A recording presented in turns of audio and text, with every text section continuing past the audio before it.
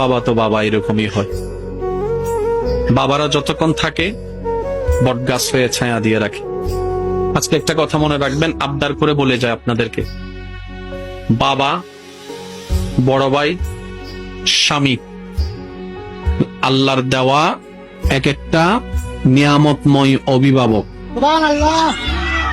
স্বামী এটা যেমনই হোক, যদি ইনকাম কমও করে, কিন্তু সে স্বামী যতদিন বেঁচে থাকে ওই স্বামীর স্ত্রীকে কেউ আঙ্গুল তুলে সহজে কথা বলতে পারে না। বাবার ইনকাম কম থাকলেও ওই বাবা যতদিন বেঁচে থাকে সন্তানদেরকে কেউ আঙ্গুল তুলে কথা বলতে পারে না।